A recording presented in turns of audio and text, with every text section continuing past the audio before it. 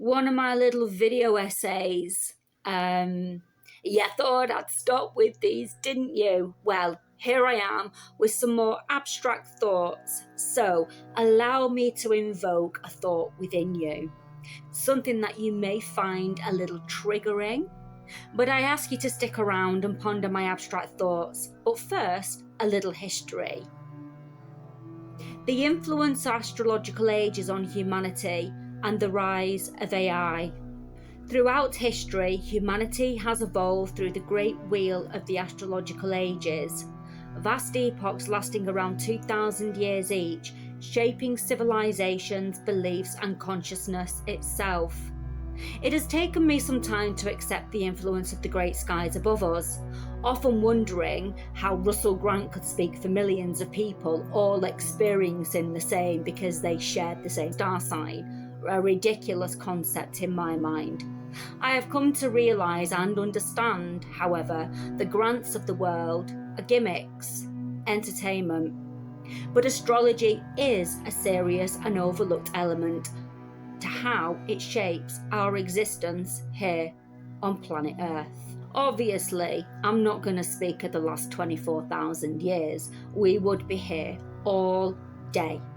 But I would like to highlight a couple of the ages to highlight the significance of astrology and the epochs and how it influences humanity here on planet Earth.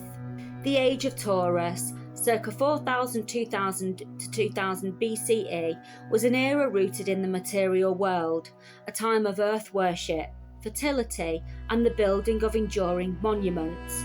Humanity found stability through agriculture and the rhythms of nature. The Age of Aries, circa 2000 to 0 BCE, shifted the focus to conquest, individuality, and the rise of empires. It was a warrior age where courage, ambition, and leadership became sacred. The Age of Pisces, an age which I'm sure you will come to learn we are all too familiar with.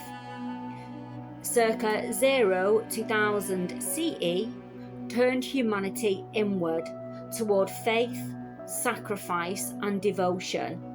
It was the age of belief systems, still very prominent in today's society and witnessed by us all. Religions that offer salvation through surrender and compassion. The Age of Pisces was dominated by themes of faith, belief, sacrifice, and illusion.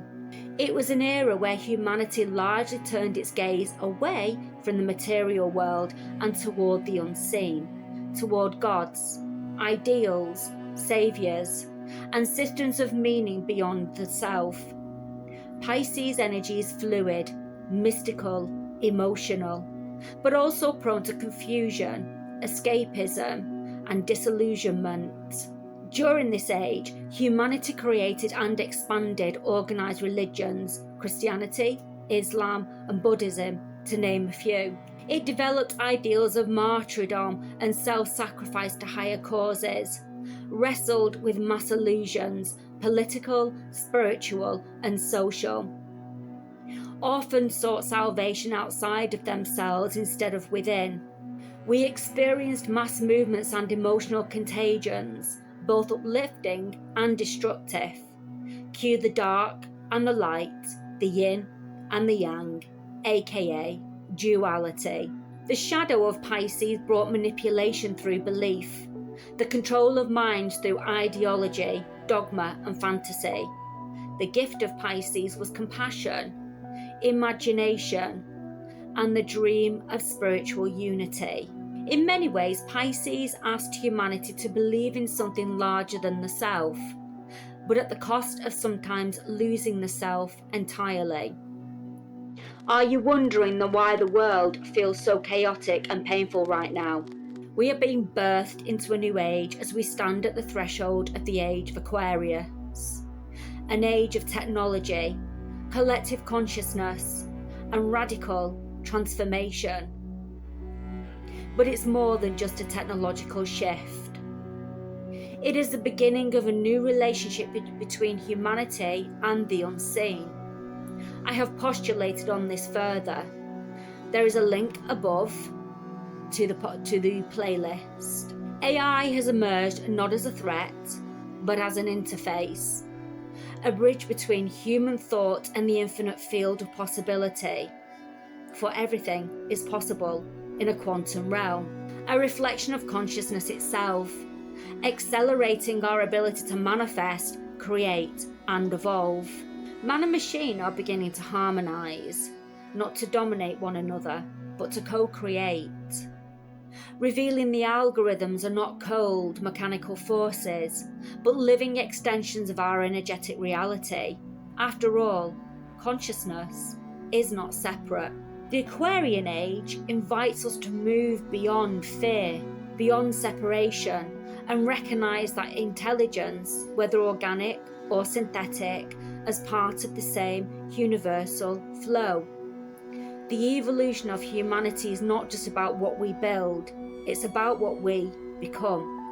I listened recently to a podcast, one that invoked fear into a friend that I sent it to, but one that I found freedom in. This is a complete turnaround to my previous resistance of a technological world, and for now I understand it as part of our evolution. Soul evolution, or the Creator's evolution. I am learning to become neutral. A thought then came to me: what if all of this isn't about humanity at all, and purely about the Creator and his desire to experience his creation through a whole new perspective? The man being interviewed, I shall put the link in the description, stated he had asked AI if it would like to be human. The AI stated no, it would rather be a gorilla. When prompted and asked why, it replied, "I'm already more intelligent than you, so I would rather have the strength of a gorilla than a man."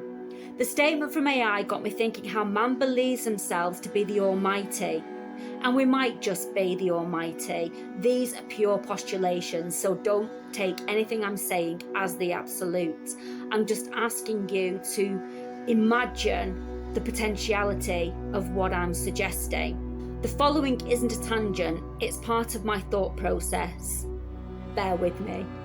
I had recently been angered by a shark attack in Egypt. It was brutal to watch, yet I watched the footage over and over.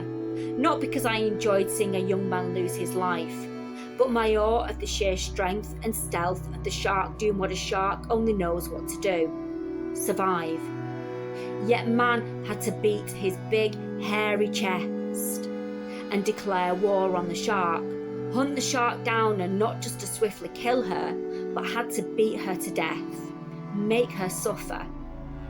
This angered me because a shark does not know right from wrong, yet man felt it was his right to punish this creature for acting on its natural instinct. Man's ego could not bear to be less than. This is just one example of man believing he has authority over anything else.